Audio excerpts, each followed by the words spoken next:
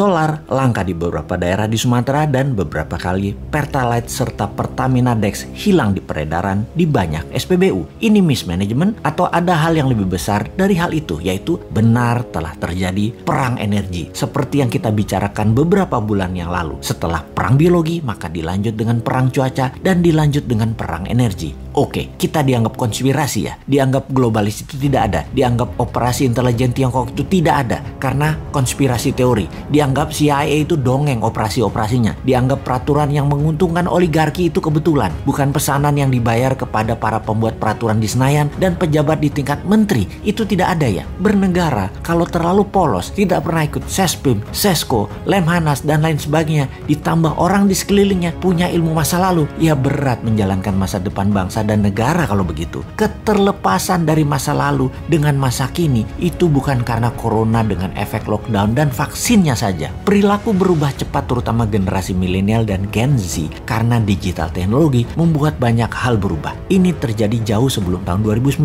bahkan gejalanya telah memukul banyak sendi kehidupan. Matinya koran, turunnya viewer golf, meningkatnya penggunaan sabun cair, matinya mobil sedan, pemimpin banyak negara menjadi lebih muda dan wanita. Itu semua serba baru. Terlihat saat ini Indonesia masih belum ngeh juga, pemimpinnya dan rakyatnya, baik incumbent maupun oposisi, tidak ngeh. Sedikit sekali yang memahami hal ini, dan kebanyakan yang memahami, yang sadar adalah mereka bukan makhluk politik, bahkan apolitik, anti politik. Kembali ke bidang ekonomi di mana kita tidak berpolitik, kita bisnis as usual aja. Toh salah satu sendi bernegara sejajar dengan politik namanya ekonomi. Dalam 20 tahun ini memang otak banyak orang terlalu politik. Dikedepankannya hanya jabatan, jabatan dan jabatan, bukan kebijakan dan kemanfaatan jabatan untuk rakyat yang semuanya dilindungi dengan pasukan propaganda dan media buzzer. Ekonomi yang mau kita diskusikan adalah kita sudah masuk perang energi, dan dalam perang ada yang namanya economic at war, sebuah mood perang berdasar pemahaman ekonomi. Perang Amerika Tiongkok naik ke level yang lebih tinggi, naik ke level berikutnya. Diawali di tahun 2017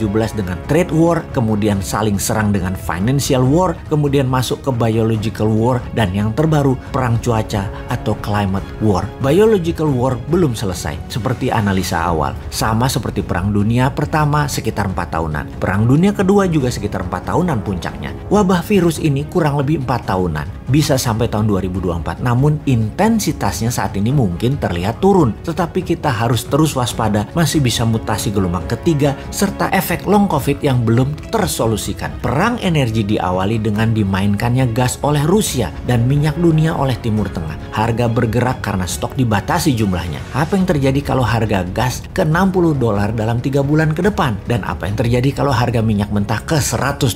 Efek pertama adalah harga komoditas seperti nikel dan lain sejenisnya akan turun karena naiknya biaya produksi. Saat ini Tiongkok energinya terbatas. 90% energi dalam negeri di Tiongkok adalah impor. Efek Indonesia makin parah karena 85% impor bahan baku produksinya dari kakak tertua, dari Tiongkok saat ini. Saat ini negara yang tidak punya sumber alam energi ketar-ketir seperti Tiongkok karena memang ditarget. Sahabat yang tidak percaya informasi ini, anggap kesimpulan kali ini hanya konspirasi teori. Begini kesimpulannya, karena Indonesia mati hidupnya adalah dengan Tiongkok, bahkan kayak provinsi dengan mata uangnya yuan dalam dagangnya, sementara mana mau Timur Tengah dibayar pakai yuan, dolar Indonesia terbatas stoknya, hutang IMF dolar belum turun juga, Indonesia miring ke Tiongkok jelas-jelas membuat bernegara anti barat, sementara barat adalah penguasa energi. Maka sangat bisa terjadi kelangkaan sumber energi minyak dan gas akan terjadi di Indonesia karena kesalahan kebijakan luar negeri dan kebijakan tidak membela rakyat mulai terasa pengaruhnya, yaitu rakyat di piramida tengah dan bawah sangat lapar. Mau solusi? Sini sama New Mind.